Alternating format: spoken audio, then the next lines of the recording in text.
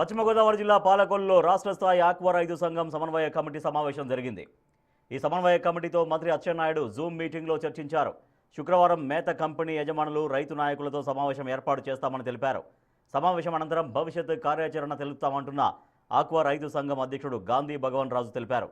అలాగే మేత కంపెనీలు ధరలు పెంచి ఆక్వా రైతులకు ఆక్రోశానికి గురి కాకూడదని ఆక్వా రైతులు డిమాండ్ చేశారని అన్నారు. పెంచిన ధరను అమలు చేయకుండా ఉంచాలని ఆక్వా రైతులు కోరారని తెలిపారు. పాలకొల్లులో ఆంధ్రప్రదేశ్ రాష్ట్ర స్థాయి సమన్వయ కమిటీ సమావేశం జరిగింది.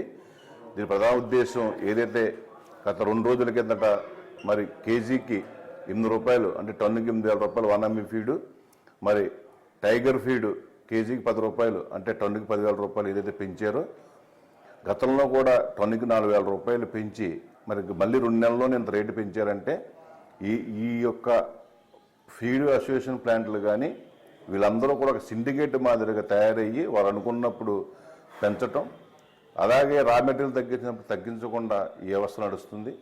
దీన్ని వెంటనే నేను రాష్ట్ర వ్యాప్తంగా రైతులు ఎప్పుడైతే రోడ్లకి ఆందోళన చేశారో ఇటు ప్రభుత్వం కూడా కలగ చేసుకుని ఏదైతే ఆ ఫీడ్ అసోసియేషన్తోనే రైతులతోనే చర్చించి ధరలు తగ్గించే విధంగా మేము చర్యలు చేపడతాం, ఆందోళన చెందవద్దని చెప్పి ఏదైతే మరి ఈ రాష్ట్ర మంత్రి అచ్చెన్నాయుడు పిలుపునిచ్చారో తప్పకుండా రేపు శుక్రవారం మరి అనుకూలంగా కనుక రేట్లు తగ్గించి కనుక రాకపోతే కనుక భవిష్యత్తు కార్యాచరణ మళ్ళీ మీ అందరం కూడా మరి కూర్చుని ఏ విధంగా మరి రైతుకు మేలు చేసే విధంగా ఏం చేయాలని చెప్పి ఒక కార్యాచరణ రూపొందించి తర్వాత మేము ప్రకటిస్తామని చెప్పి తెలియజేస్తాం. పాలకొల్లులో